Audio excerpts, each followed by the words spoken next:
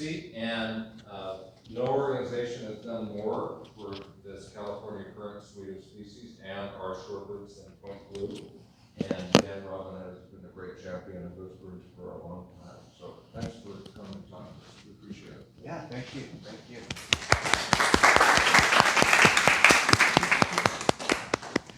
So I think that was my whole seabird intro, so I can skip a few slides.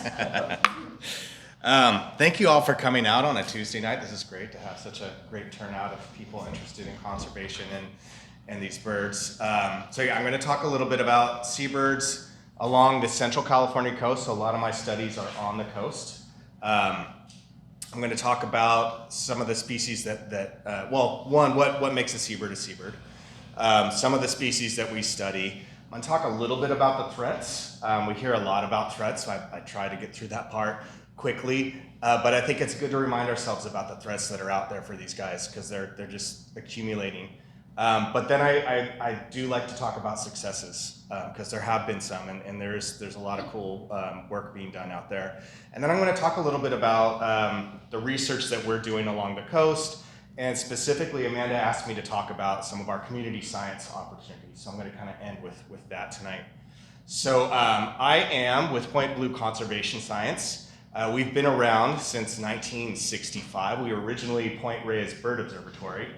And over the decades, we've accumulated these long-term data sets on various species of birds, not just seabirds. And that's allowed us to look at the world beyond the species themselves and really start looking at how they interact with their ecosystems. And we can start asking questions about the ecosystems using these long-term data sets. So we've changed our name to Point Blue Conservation Science to really reflect how we use the science. We're still a science organization, but our goal is to use our science to help our partners develop these nature-based solutions. Nature-based being, things that benefit wildlife, but also benefit humans. How can we benefit, get multiple benefits so that we're not competing with humans? And so that's one of our biggest goals now is using all these data that we've collected over the decades to understand how the ecosystem is changing, how is it responding to climate change, and what are some of the solutions that we can come up with. I lead our coastal program, so along the coast, and we've been redoing our strategic plan, but I like to define the coast as the nearshore ocean to a few miles inland. It's a pretty wide zone. But along that zone, I specialize in looking at the seabirds and the shorebirds. And so one of our goals is to use these guys and use the long-term data to develop them as indicators to help guide management of restoration and also just management of these coastal and nearshore ecosystems. And we have a number of partners. This is just a short list. It goes on and on. And tonight, I don't have to go back there. I have this guy. When we think about marine birds, there's a lot of different birds that are using the marine environment. The obvious, the shorebirds that are along the shore that are interacting they are part of the marine food web. Oftentimes, we don't think of waterfowl and marsh birds as marine birds, but they are interacting with the marine environment. They are part of that food web. In fact, I just had somebody from Point Magoo Naval Weapons Station send me a picture of a fish and said, does this make sense for a great egret to be eating this? And it was a giant kelpfish. And I said, yeah, you'll see them sitting on top of kelp. They're light enough to stand on top of kelp beds and forage in that. So they are part of the marine environment. And even raptors like these peregrine falcons that are eating shorebirds, eating seabirds, they're all part of this marine ecosystem. But when I'm talking about seabirds, as I'm going to focus on tonight, I'm talking about a very specific suite of birds. And so we're going to talk about these guys tonight. So what makes a seabird a seabird? So a lot of the characteristics, they do share some of these characteristics with other birds, but they do have a pretty specific suite of characteristics. And one, as was just mentioned, they are long-lived. These are long-lived birds. The best example is wisdom. Does everybody here know about wisdom? So wisdom was banded in 1956 as a breeding adult, so she was at least 5 years old, maybe as old as 8. So if she was at least 5 years old in 1956, she's 72 years old, still breeding. Well, she bred last year, Every time I give this talk, I have to do a quick Google. What's she doing this year? This year she showed up, and it sounds like I don't think she bred this year. She showed up and left, but that's not a bad thing. So the reason why these guys are so long-lived is because the ocean is highly variable. So this is a graph, and I'm not going to show too many graphs, but this demonstrates why these seabirds are so long-lived. So this is the California least tern at Vandenberg Space Force Base, one of the places we study. The orange is reproductive success, so the number of fledglings per pair each year. And then the blue, we call it population, but it's actually a measure of effort. And I say that is because, well, one thing you'll notice from year to year, these lines are just going up and down. The dotted lines are the long-term average. There's very few years next to the long-term average. They're just up and down, up and down, and up and down. And that is a reflection of how variable the ocean is. If you look at the quote-unquote population, you know, there's years where we went down to 0, but that doesn't mean that those birds just disappeared. This is more of effort. These birds are long-lived because when the ocean conditions aren't right, they can actually just skip a year. And that's probably what Wisdom did this year. She just showed up, conditions weren't right, she didn't have enough food to breed, and so she skipped a year. And so, you know, you'll see we'll have a 0, but the very next year we had a bunch of birds again. So this is a strategy to deal with this long-term variability in the ocean. Another strategy is that they tend to raise fewer young. So they don't have to, you know, once they commit to breeding, they're raising fewer young, but they're providing more parental care. Some of these species like albatross and I'll talk about ashy storm petrels here in a little bit, they're laying 1 egg a year, as opposed to something like a mallard that's gonna lay like 18 or 8 to like 15, you know, something crazy like that. So they're not laying a lot of eggs. And then the true definition of a seabird is it only comes to land to breed. But the species that I'm going to talk about tonight, most of them break that rule. But we still consider them seabirds. So we say, you know, they spend a lot of time at sea. Some of them only come to land to breed. Some of them spend more time at land. The reason why they only come to land, or they don't spend that much time on land and tend to spend more time at sea, is because at sea, they're the top predators. There's not a lot that's going to eat them at sea, although there's always exceptions, right? But when they get to land, then you get things like peregrine falcons, you get things like coyotes, and now they're vulnerable to predation. But even still, oftentimes what's regulating their population is not so much predators. Chris Newman, I believe, spoke to you guys last year, and she talked about snowy plovers.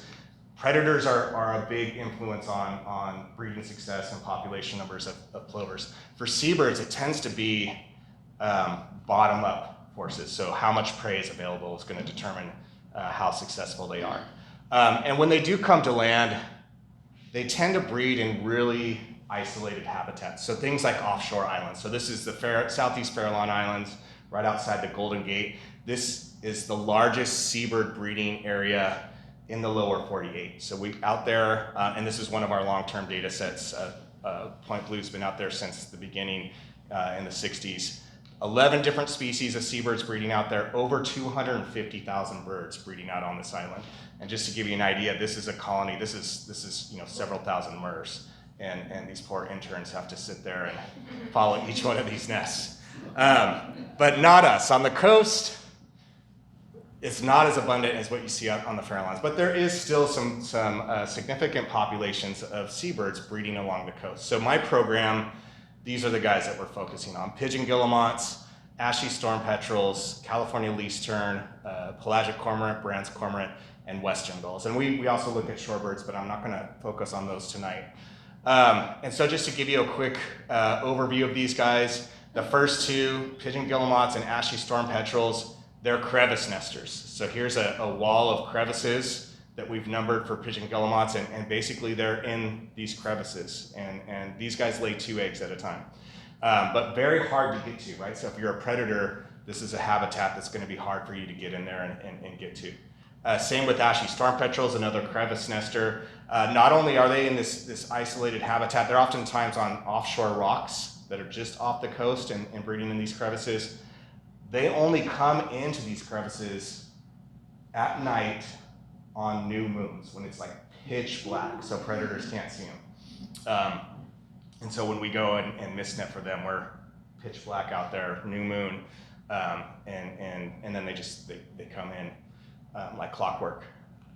Brandt's cormorants, oftentimes you'll find them on these offshore rocks. In Moss Landing, they're up on the pilings, again, trying to isolate themselves. They do form these large colonies. They're surface nesters. They're building these large nests. But again, they're not usually right on land. If they are, they're on a cliff, something that's hard to access. And then pelagic cormorants, less colonial, they're more isolated. But again, very narrow cliff ledge. So you can see them kind of scattered throughout this nest, this cliff. Very hard to get to. And then gulls and terns, we still consider these guys seabirds because they're not shorebirds. But they're kind of barely seabirds, right? They spend a lot of time on land.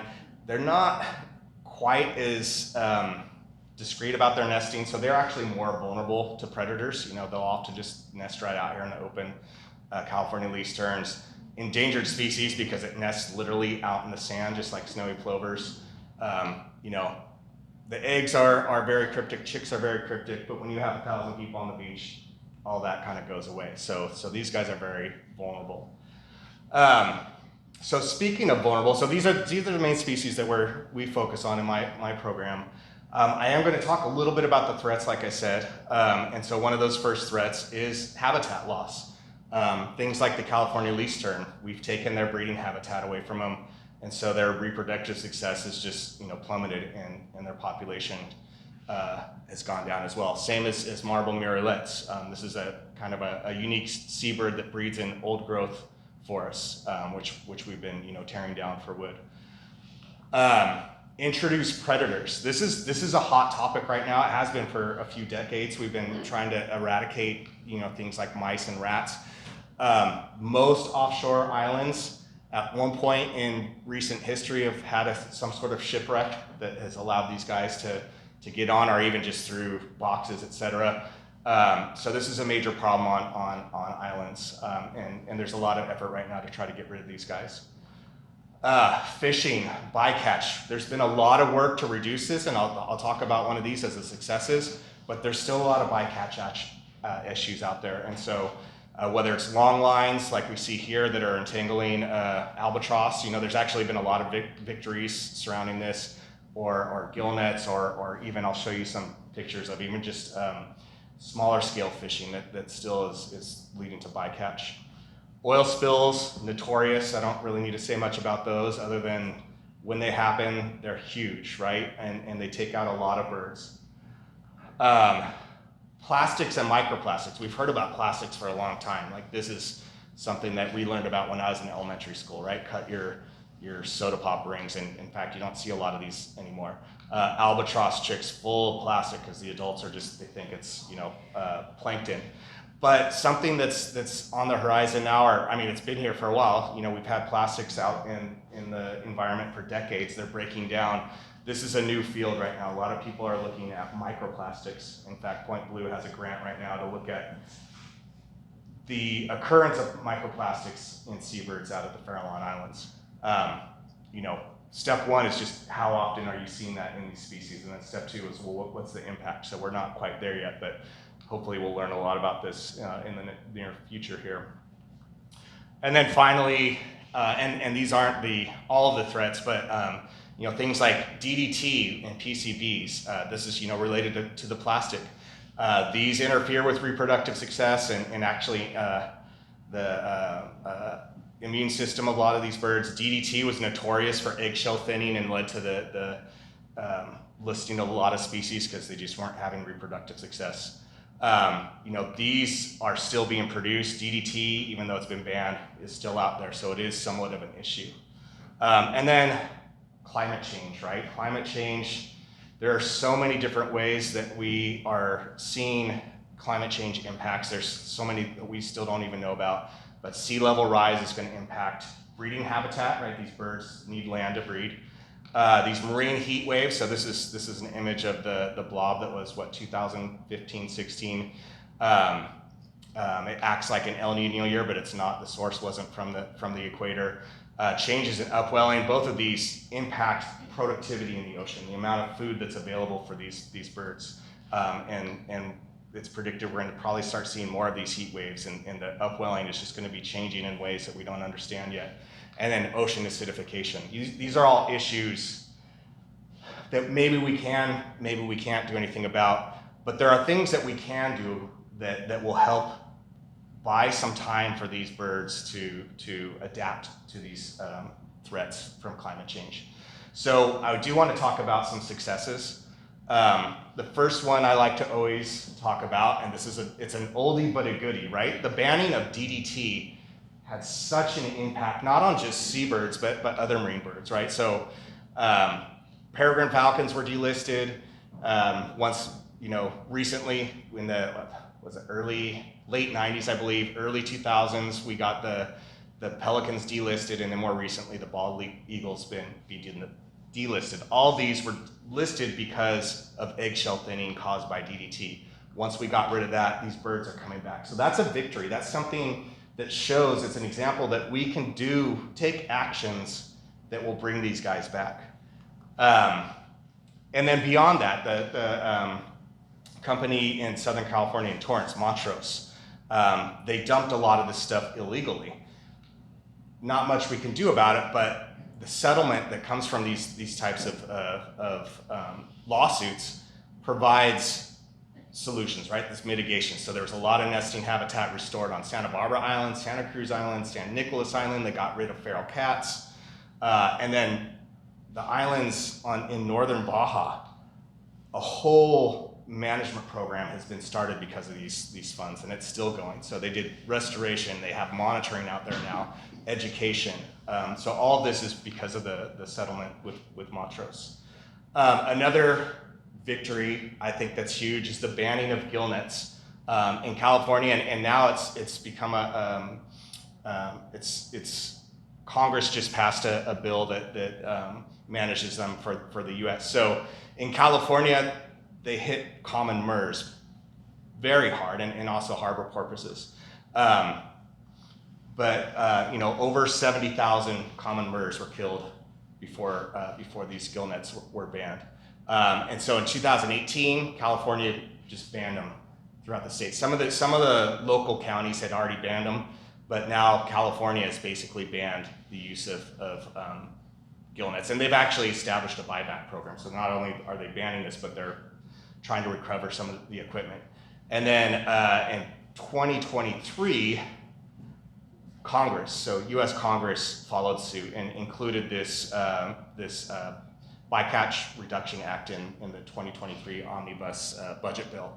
It was actually, and one of the cool victories about this is that it was bipartisan. It was actually passed before this, but it was vetoed by the Trump administration.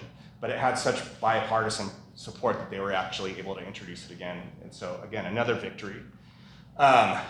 This one, Forage Fish Conservation Act, I tried to follow this one. It was introduced, again, a bipartisan bill. I don't think it's passed, but the fact that this type of bill actually got introduced in a bipartisan way is I think, a major victory. It's basically protecting all the prey that seabirds and top predators, so not just seabirds, but marine mammals and the larger fish are eating. So, and even if this one didn't get passed, which I don't think it did, the fisheries management folks are starting to think about leaving enough forage fish in the ocean for the top predators when they're calculating their catch limits. And in fact, Point Blue is involved in modeling. Well, what does that mean? Like, how many anchovies? How much krill do we have to leave in the ocean? It's a hard question to answer, but again, with that long-term data that we have at the Southeast Farallones, we could start putting these together and estimating, like, okay, how much do we need to leave in the ecosystem? Mouse eradication on Southeast Farallon Island. This has not happened yet, but last year the Coastal Commission approved a plan to get it in motion. It's been very what's the word I'm looking for? Thank you, controversial. Because it is, it involves the use of rodenticide, but they're going out of their way to make sure to take measures that it doesn't get into, things like gulls that would potentially eat these rats as they're getting sick. So, it's estimated there's over 60,000 introduced house mice on this island, and it's causing issues with, especially with species like the ashy storm petrel. So again, another victory. We're starting to fix these problems, buy these guys time in the face of climate change. And then the last one I want to highlight here is in 2012, California completed the largest network of marine protected areas in the nation, and I believe second largest in the world. So we now have 124 marine protected areas throughout the coast, and it's been designed to act as a network. So the sum is greater than the whole, right? So these are spaced out in such a way that there's going to be connectivity, and there's already evidence that the network is working as a network and providing more providing benefits throughout the coast, not just inside the MPAs. So it's about 16% of state waters, and included in that, which is a bonus, is 15 special closures. Special closures, so MPAs, you can go in, as long as you're not fishing, you can recreate, et cetera, et cetera. Special closures are a boundary that you can't even go in, and these special closures have been put up around seabird breeding habitat and also haul out and pupping sites for pinnipeds. So it's like, stay away. And so this has been a lot of people. I was on the science advisory team for the Southern California portion of this. It went in 4 sections. And the biggest question I was always having to defend was, well, how is an MPA, this is a fisheries tool, right? We're preventing the take of fish and things like lobster, et cetera. How is that going to benefit a seabird? We don't take seabirds. We don't fish for seabirds. There's different ways that the MPAs can impact or benefit these seabirds. So we look at them in terms of direct benefits and indirect. So direct benefits would be a benefit that reduces direct interactions with humans. So things like fisheries bycatch. If you're not fishing in an MPA, you're not going to have bycatch, right? And so again, the big argument would be, well, nobody's doing longline fishing, nobody's doing this gill net fishing in MPAs. It's on a smaller scale, but we still have bycatch, right? Here's a pelican that's been hooked. This is out of the Channel Islands. These are cormorants that are getting stuck in fish traps out there. So bycatch, even though it's not in the news on a large scale, it's still happening. And when we have MPAs, we can reduce that. And then decrease disturbance. So I'm going to get back to this. I'm going to kind of skip on to the next slide. But where you reduce activity in an area, you're decreasing disturbance to these animals. And that can be pretty big. Like I said, I'll get back to that here in a minute. And then indirect benefits, again, the MPAs prevent fishing, but the fish are producing prey for the birds, right? And so the indirect benefit would be, if you leave the large fish, they're going to start producing the small fish, which these birds are eating. The birds that we're studying along the coast, they're eating juveniles, right? Humans are going after the big adults.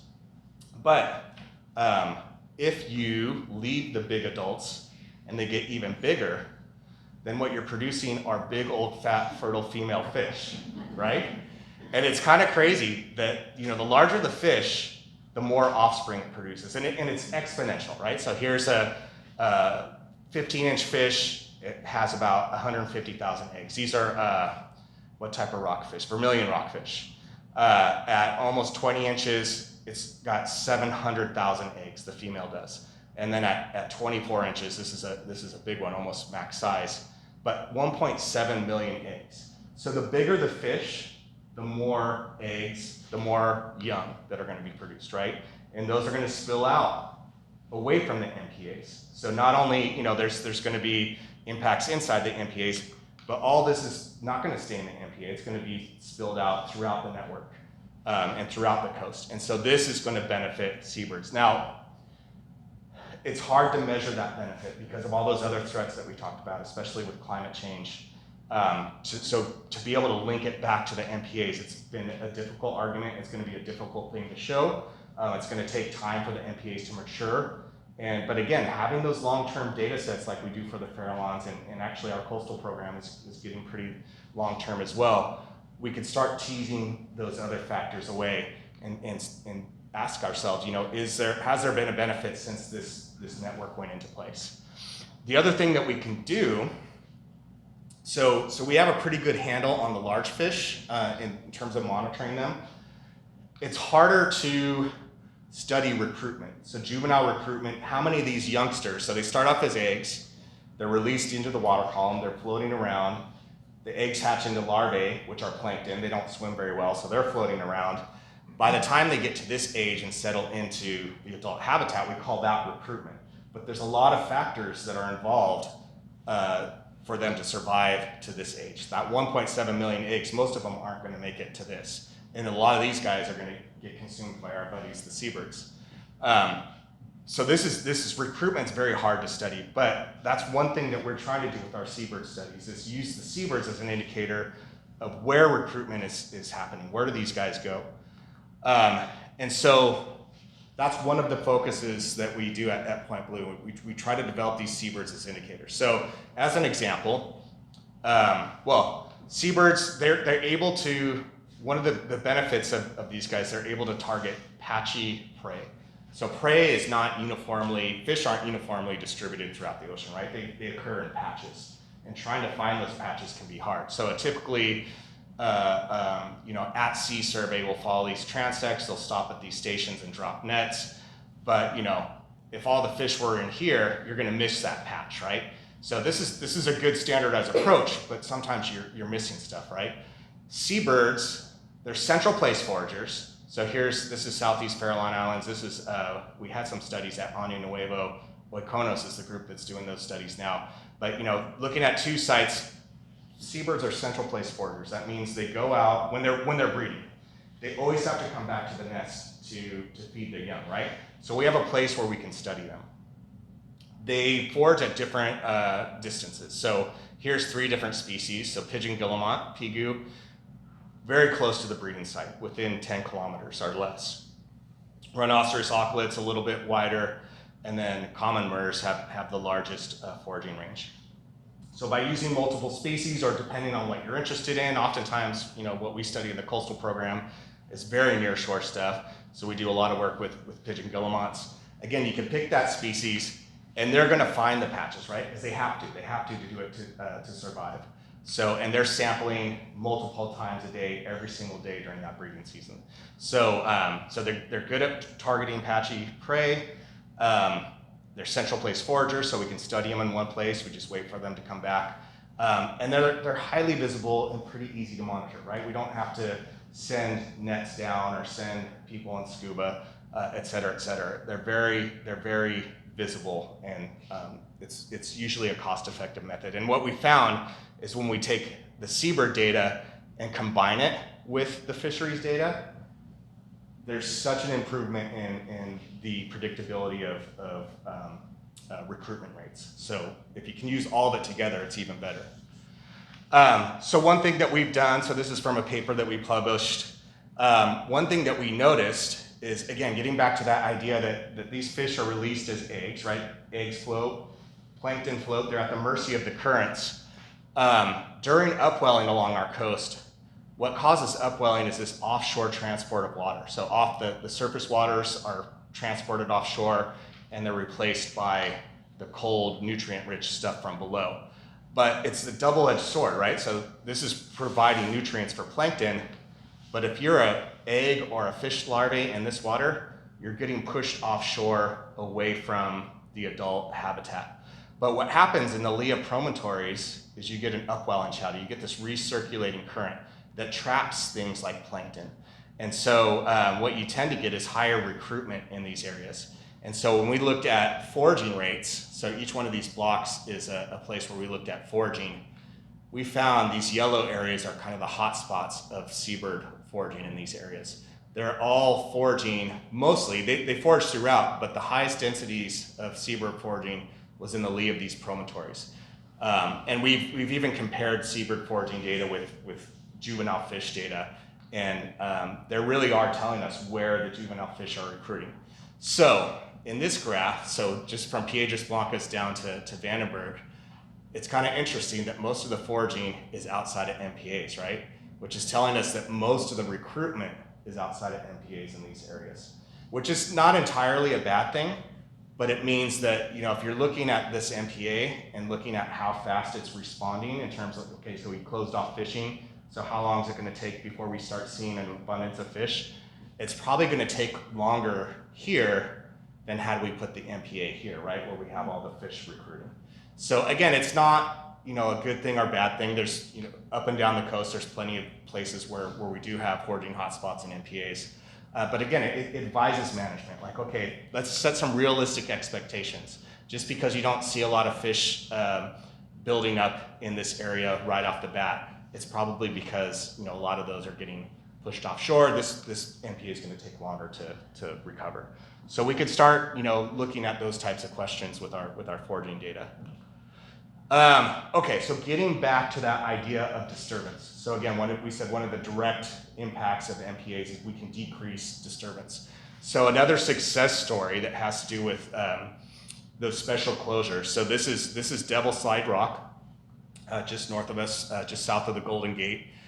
This was a historic common murre colony. Murres were, again, hit really bad by gillnet fishing. And then right after that, you know, once things started improving, once we pushed gillnets offshore, they got hit by oil spills. So this colony was basically non-existent. And so a group of scientists took their inflatable. These guys were, it's crazy what they were able to accomplish, but basically landed on this rock with an inflatable, scaled, rock climbed to the top. Not just by themselves, but with decoys, and they built these mirrors, right? So decoys will attract them in, but birds kind of sometimes look at decoys, it's like, oh, it's not moving. But if you see yourself in a mirror, then you have an animated bird, right? So they brought all this stuff to the top of the rock, and there's murres back on Devil Slide Rock. A lot of murres, you can see them here. But then, in the 2000s, people started fishing around this rock. And so these are disturbance rates, and you can see a pretty steady increase in disturbance rate. And so they use these data to convince California, the Marine Life Protection Act process that established that network of MPAs, to put in a special closure around this rock. And again, you know, instant results. So 2009, no special closure goes in, and boom, those rates are down. So these things, these tools can provide some time for these guys to give them that buffer from some of these other threats that I was highlighting. Now, of course, in order for this to work, people need to know about it, right? And so people need to know that disturbance is an issue, and it's a big issue. People don't really think about it. And so I like to use this story. This is, this guy was a small boat operator. He took people on tours. This is Shell Beach. I don't know if you're familiar with the Pismo Beach, Shell Beach area. But he would take, and I stole this picture from his website. So this is a picture that he put on his website to show how much fun they were having, right? Wildlife in action, look at this. You can get right up close to the wildlife. And I'm convinced that he didn't understand that this is a bad thing. If you read a testimony of one of his, one of the people, the tourists that he took out, and he posts on his website, you know, I had a great time, had an amazing tour of the coast, even more fun racing over the swells with Captain Mike, got really close to a raft of otters, which makes me go like, don't get too close, right? But they're getting close. Saw a crazy looking jellyfish. Then we checked out the cliffs and nesting cormorants, and this is what they did, right? They got these guys and they flushed them off. We were able to contact him and tell him, like, this is not cool. You can't, this is having a very negative impact on these guys. And he changed his behavior. So when people know, oftentimes they'll change. They don't know that they're doing something harmful. They think this is super cool. Like, look how animated this is. And so this is one of our targets with community science is to monitor disturbance and then use that to guide outreach. And so this was a partnership we had with state parks in that same area, that Shell Beach area. So we had our community scientists going out there and collecting data on seabirds and recording disturbance, who was doing the disturbance, et cetera, et cetera. And then we used we gave that information to state parks, and they targeted those user groups. They were the ones that went and talked to Captain Mike and said, hey, can you maybe not do that? And so here's some of the data. And so this allows us to target our outreach. So here's all the different sources. And so for Shell Beach, a lot of it was water-based. There were some terrestrial, the oranges are things like airplanes, helicopters. These are people hiking along the edge. But most of it was water-based. The light is kayakers. This darker blue is motorboats like Captain Mike. And so you can see in 2011, 2012, those motorboats made up a big proportion of this. A lot of that was Captain Mike, honestly. And so when we talked to him, this wedge got smaller. There's still other people on motorboats doing the disturbance, but we were able to make a difference just by having the data, knowing who to target, and then use that to go and do some outreach to those people. So this is my getting into our community science. So we do establish, we work with groups. If people are interested in setting up a community science program to monitor seabirds, then we have a number of protocols that we can use. This is the simplest one. This is the one that we set up all groups with. We call it population transect, but we also look at roost utilization. A lot of the species, like cormorants, they need to roost throughout the day. They need to dry off their feathers. So even though they're not on a nest, it is important to let them have that time to dry off and not flush them back into the water. And basically what we do is we take a section of the coast and we divide it up into these manageable county blocks. And you'll notice, some of the blocks are bigger than others. They're based off of easy to identify geographic landmarks, and it's just to help us break this up and make it easy to count. And so we just go through, count all the birds that we see breeding. For guillemots, we count all the birds rafting, because that's our best way, since they breed in those crevices. You can't really count nests. And roosting. And so people go out, we have people go out once a week from April through the end of July, the peak breeding season, and just get us estimate of breeding population, but also just habitat used. Where are they roosting? What habitat is important for them? And then we try to get folks to record disturbances that they see. So we record the amount of time that they spend out there doing that survey, and then the number of disturbances that they see, and we look at the degree of disturbance. So this is a major disturbance. A minor disturbance would just be you get close and the bird is alert. It's a stressful situation, but you haven't actually flushed the bird. So we record that as well. And so we get a sense of disturbance rates, number of disturbances seen per hour. And we can compare that among different sites, and we get the different user groups, right? So if you do want to do some outreach, who's doing most of the disturbance, and you can specifically target those groups. Nesting success, this requires more patience, but I believe you guys have this for your oyster catcher. So similar to your oyster catcher protocol. So again, you identify, an area with nests, and then you just wait until that bird gets off the nest, and you can see how many eggs. It gets easier as the eggs hatch and you get chicks, because then the chicks are poking up at the adults, so they don't sit as much, and then eventually the chick gets too big, and it's a pretty easy, okay, you just count how many chicks. But that gives us a sense of how successful they are each year at reproduction. And then finally, the one, and this is a hard one to get people to do. We don't have any community science groups doing this, but our foraging protocols, and we tend to try to set this up so you're looking inside and outside of MPA, so you have paired sites. But you're sitting in one location for 2 to 3 hours, and you're scanning this 1 kilometer radius every 15 minutes, and just recording the number of birds actively foraging. So not just birds sitting rafting on the water, but you're actually seeing them dive. And that gives us a sense of foraging rate. So where are those birds foraging? And that's what allowed us to figure out that, in the lee of promontories, those are hot spots for foraging. And so We are developing, we have a website called Seabird Aware. Seabird Aware was a brochure that PRBO, Point Reyes Bird Observatory, produced way back when to educate people about seabird disturbance. And so we've taken that name and turned it into a website. You could go to this website, but it's broken right now because we're revamping it. We have some new tools. We have a new person, Mike Johns, who's like really tech savvy, and he's updating all of our tools. But the idea is we put all that community science data in here, and then we have these data summarization tools. So we have a map that shows the distribution. We can look at trends over time for sites that have a number of years of data. We could look at that just in roosting and rafting, but also breeding populations, so number of nests, and then disturbance rates. You can look at trends in disturbance rates by those different user groups. So this is a major priority for us to finish this year so we can get these tools back up in action. Do I have that other slide? So here's an example. So here's, you can do this for each species that you're focusing on, but this shows you the distribution within an area. So here's that Shell Beach area, and then this is Montana de Oro State Park. But then also you can look at trends over time. So in this case, we had data from 99, and this one goes to 2016, but we actually have data beyond this. So again, you can look at trends in various different species.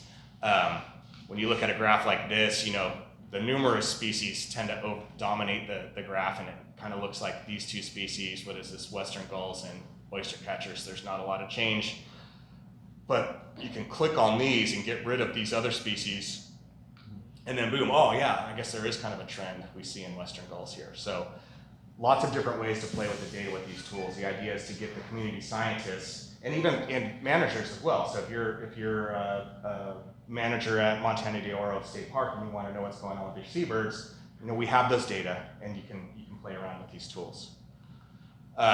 So with that, hopefully I didn't go too far beyond 45 minutes.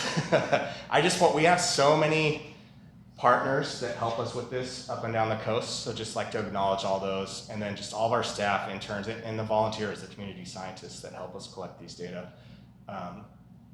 We couldn't do any of that without all these partners.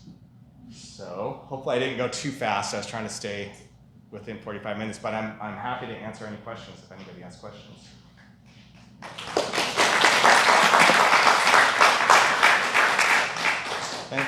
Yeah. So with MPAs, with climate change and things changing so rapidly, if you want to move an MPA from one place to another, because you mentioned that some of them aren't in the ideal locations, how complicated is that? Very. Okay, so it takes a long time, but Right. to move it might be different again, right? I think some of these, what I was showing you with the Lea promotores, that's a geographic effect. Sure, the change that's going to happen is, that I have seen that's been predicted is change in upwelling. So if I can, I'm just going to go back to that graph to. So with this study, what we didn't, it wasn't that there was no recruitment here. It just happened in years where upwelling was pulsed. So upwelling is wind driven along our coast. There's different types of upwelling, but it's wind driven. So those winds coming from the northwest sets up a situation where water is pushed offshore. If it's persistent, then there's going to be a lot of this, right? And so you're not going to get a lot of recruitment in these areas. But if it's pulsed, you get some offshore transport, but then there's a relaxation in the winds, and there's a relaxation in the currents, and so things come back. And so what we noticed is in years where upwelling was very pulsed, you actually do get a lot of recruitment here. This is consistent. Whether it's persistent upwelling or pulsed upwelling, there's always recruitment here. Mm-hmm. But there are years when you can get recruitment there when there's pulsing. So I think that's going to be the change is they're predicting more years of persistent upwelling, and it's going to be more intense, which again brings acidic water to the surface. So people are concerned about ocean acidification. It does bring nutrients, but it pushes things offshore. So in terms of, I don't know that I would argue for changing these areas, but just having, what I've been saying is like, just have realistic expectations. Because there's a lot of folks that want to show that the MPAs aren't working. And so 5 years later, oh, it hasn't changed, let's get rid of it. And it's like, well, this one happens to be in an area like this, so maybe let's give it 20 years. And those are the types of changes. We just hit, 2012, it was the 10-year anniversary last year. So the state is revisiting it. It's supposed to be adaptively managed. So lines can, in theory, be redrawn. But the Marine Life Protection Act was enacted in 1999. They tried to get it going and it failed twice because the fishing community just lobbied and were with lawsuits and were able to shut it down. It was finally successful in 2012. So that's how long it took us to get that network. So there is a lot of reluctance to dive back in and say, okay, it's a major process, but it should be adaptive. That's how the law was written. So there should be chances to change the boundaries. If somebody really makes an argument that like, okay, we probably should protect this area off Shell Beach. Yeah. Somewhat related to that, so are the MPAs under the jurisdiction of state parks? They are under this jurisdiction of California Fish and Wildlife, so it's a fisheries tool. Yeah. State Parks partners with them, although I don't know how much jurisdiction. I think State Parks is mostly land jurisdiction. I don't know how much jurisdiction they have out into the water. When you had to deal with Captain Mike and the state parks went out and talked with him. They didn't have anything other than, they went in uniform, but they didn't have any They teeth didn't have behind any it. official jurisdiction. No, Okay. they just were like being nice and saying, hey, can you, Gotcha. Yeah. and just educating. So there's education and then law enforcement, right? If people aren't listening, then you go to law enforcement. Okay. But I think there's a lot you can do with education because people don't. But then we also had a kayak group who said they were listening, and then we watched him knowingly, and big smile on his face because I think he knew we were watching us flush a harbor seal pup into the water. And he knew, this. He wasn't an ignorant person. Yeah. And so you do get stuff like that, and that you probably could try to prosecute. It's hard. You need to have video, and sometimes I think the officers say we have to actually see it happen, but they're willing to write letters and say, hey, you've been caught on video, blah blah blah. And so there's certain things you can do. Yeah. Real quick, I'll say I might be able to address just two things with that. With state parks, a lot of times the law enforcement rangers, state park rangers, will enforce CDFW, California Department of Fish and Wildlife Code. So if you're out on the coast here in PG and somebody's breaking the law by fishing in a state marine reserve, a no-take area, they might respond to that because there's not as many CDFW law enforcement officers around. So state parks will enforce, even though technically, usually their jurisdiction goes like the high tide line. And then also following up, there's the MPA decadal review happening right now, and they're open to all sorts of different suggestions.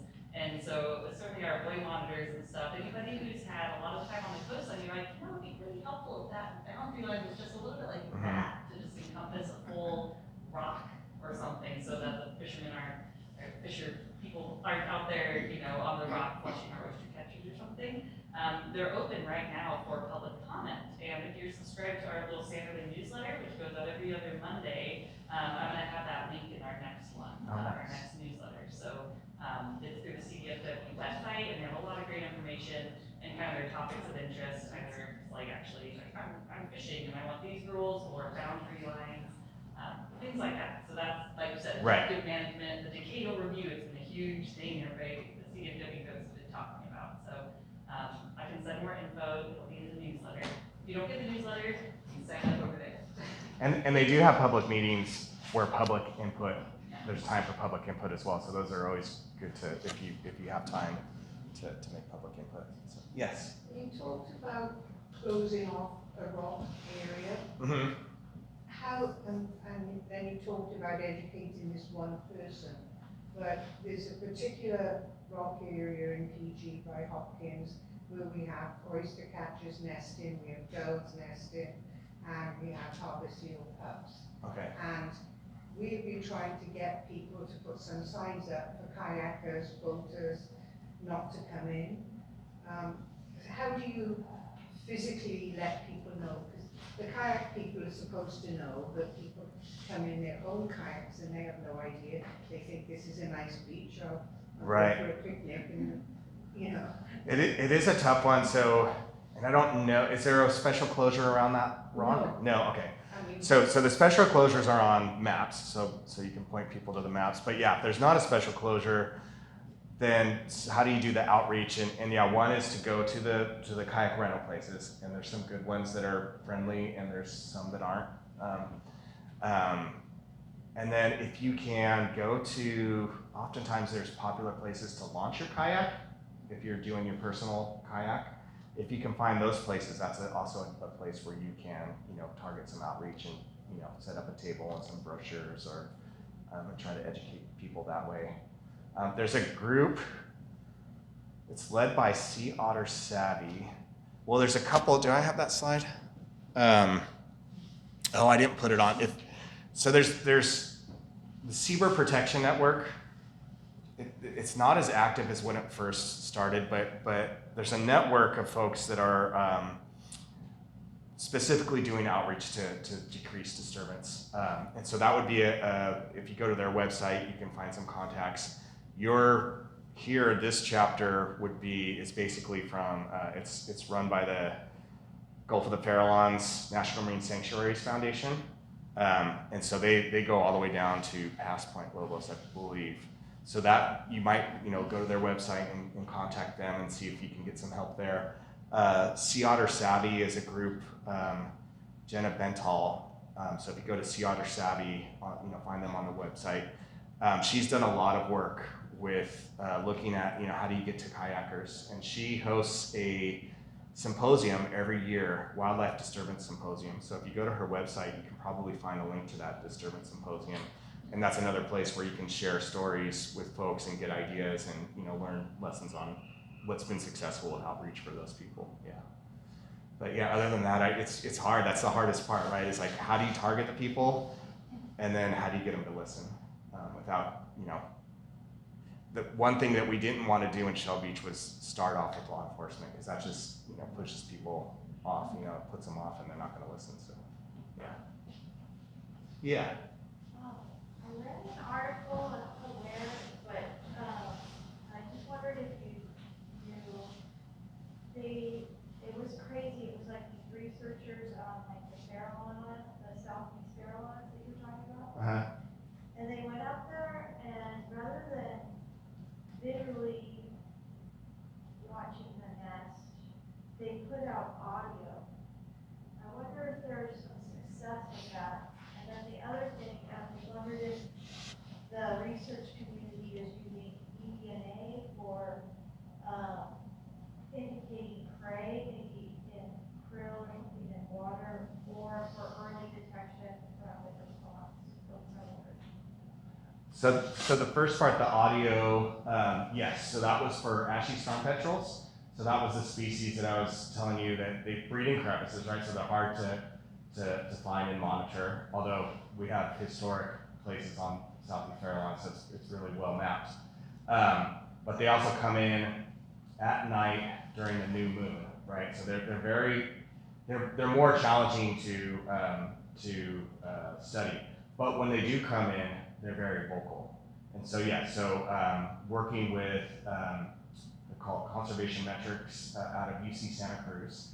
That is something. So we just led the first range-wide monitoring of ashy storm petrels, and the sound meters were a big component of that. Putting those on the offshore rocks, especially places where, like Farallones, we're out there every day. We have a house and we have interns, etc. But some of these offshore rocks are hard to get to. So what we would do, our partners, mostly USGS, would land a boat, drop off one of those audio recorders in February, March, and then pick it up in like September once the cormorants were done, so you're not disturbing anything. And so that's a great, at least getting presence absence. It's been a little bit challenging to match call rate to actual population. because some of the results showed that actually in very low dense areas, for whatever reason, they were more vocal. So trying to figure out, what does that call rate tell you about what's going on? It at least tells you presence absence. And that's in fact how they found, so Anacapa, they did rat eradication, and again, instant response, things started coming back, and they had ashy storm petrels, and that's how they found out that they had ashy storm petrels. And somebody said, oh, let's put some of these audio boxes out. And so, your second question, eDNA. Yeah, for like, maybe a mouse shows up somewhere, if it, what shows up rather than 20,000. Right. I don't know how, again, eDNA currently, from my understanding, is a presence absence thing. Yeah. And definitely in water, right? So a fish swims through water and it sheds off the scale or, mucus or whatever. So that's lasts for a few days. It's probably a good thing that it doesn't last for too long, because then you can figure out, okay, recently this species was in the water. I don't know how well, I guess if you find hair in the soil or something, maybe that's how it works on land. But yeah, hard to quantify. It's a new technology, which is super cool technology, but still, trying to figure out, well, how do we use it beyond just presence absence? Yeah.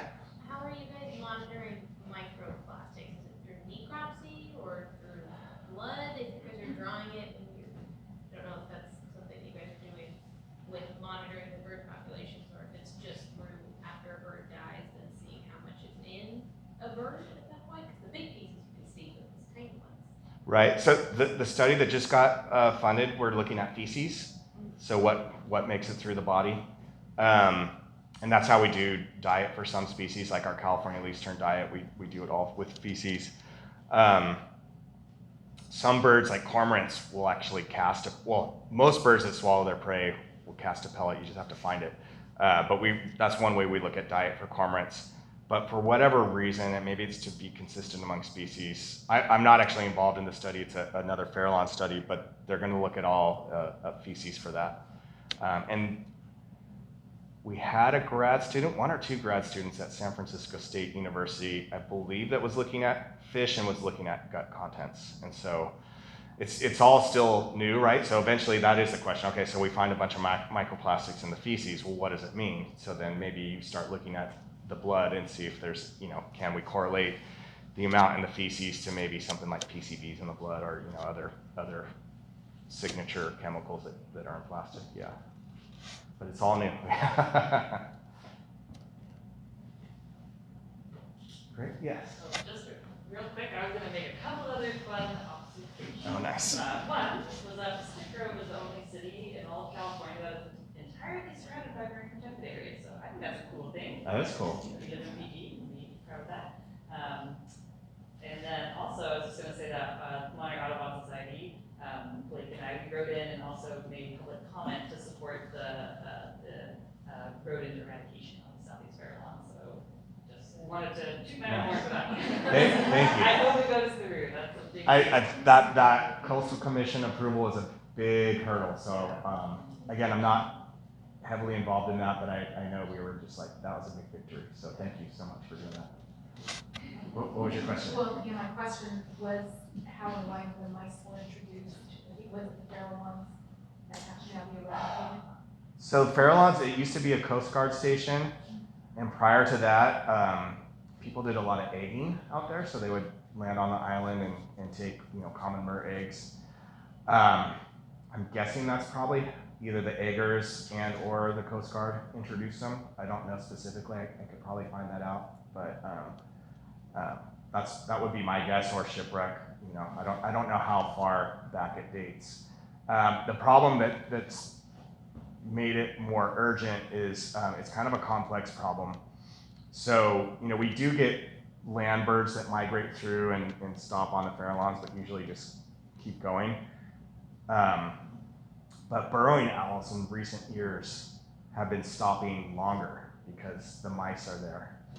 And then the mice, so they're feasting on the mice, and then the mice population kind of crashes.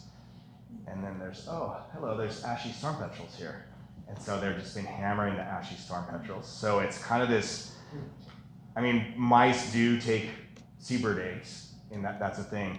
But the case at the Farallon Islands, it's kind of this indirect, like the mice are attracting the burrowing owls, and then the burrowing owls are hammering the ashy storm petrels. So, and we've done some modeling that says if we don't do anything, ashies are going to take a big hit in quickly. So that's what the urgency is for with that one. Yeah. Yeah. Go ahead.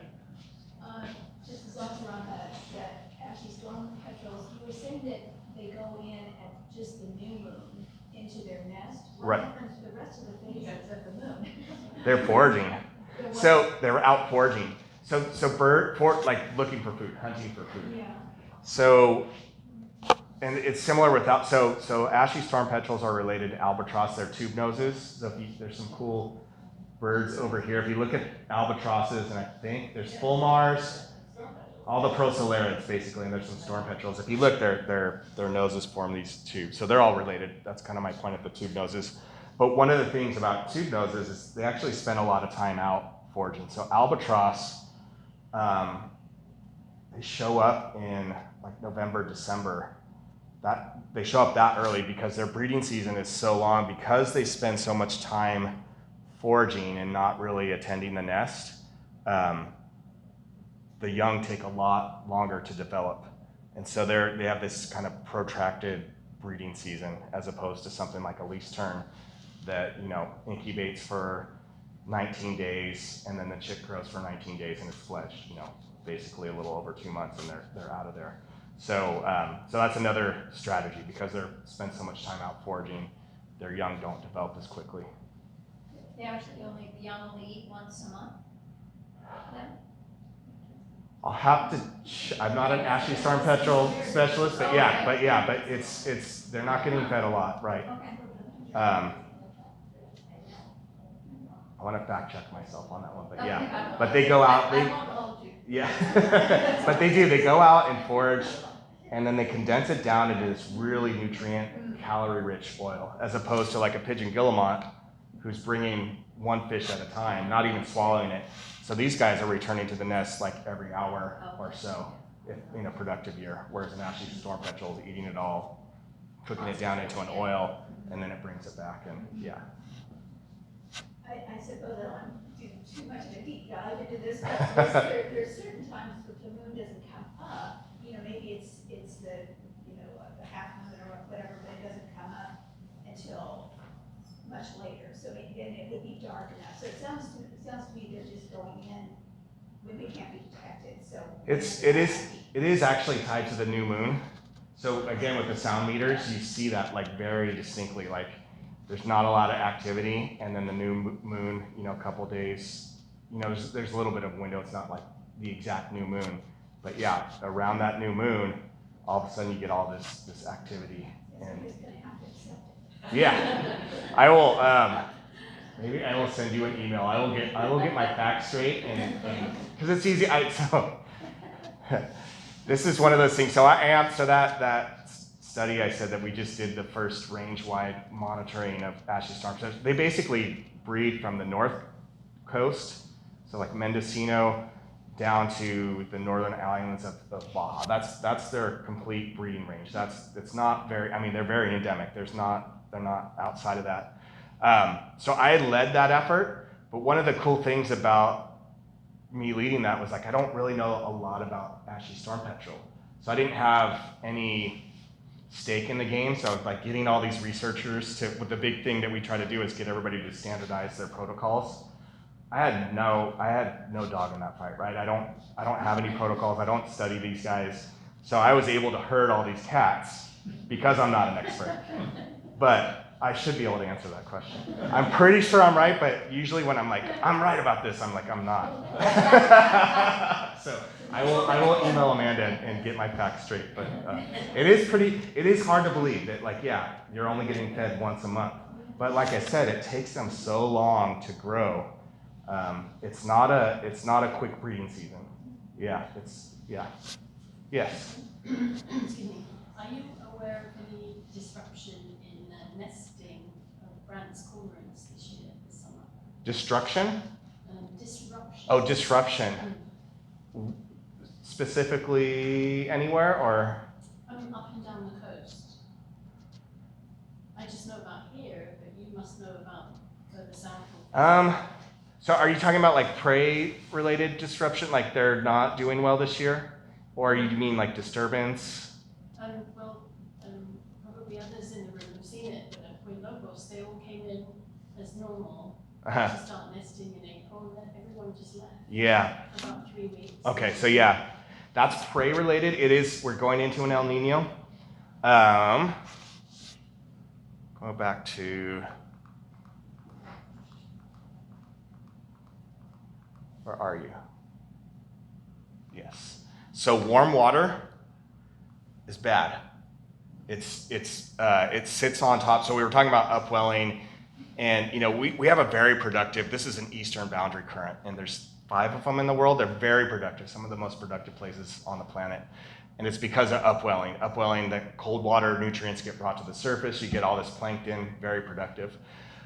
When you have warm water, it sits on top and prevents that nutrient-rich water from coming. It's like because there's a density. Warm water is less dense, so it sits on top and it creates a barrier. El Nino is basically when we get warm water coming up from the equator. It's similar to this situation. This was completely different in terms of what caused it, but the situation where we get warmer water off our coast, those are less productive years. And so we're going into an El Nino. I have a feeling that's why we're seeing weird prey stuff. We're seeing issues with the least turn down at where I study at Vandenberg Air Force Base. Brandt's cormorants at Vandenberg are doing okay. Pelagic cormorants, same thing. We're seeing abandonment, we're seeing dead chicks. And so I think what you're seeing is prey related. Brandt's cormorants they have a pretty broad diet in that they can eat a lot of nearshore bottom fishes, but they can also go after anchovies, so whatever's available. So sometimes you will see them having a problem in one area and not so much in another. It just depends on what prey is available in that area.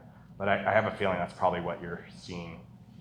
Unless you had a major influx of people that you could say, oh, okay, definitely, or somebody went out on the rock and just flushed them. If you don't have anything like that, it's probably prey related.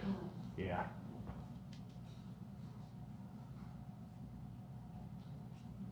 Great. Thanks so much, Dan. Yeah, thank you guys.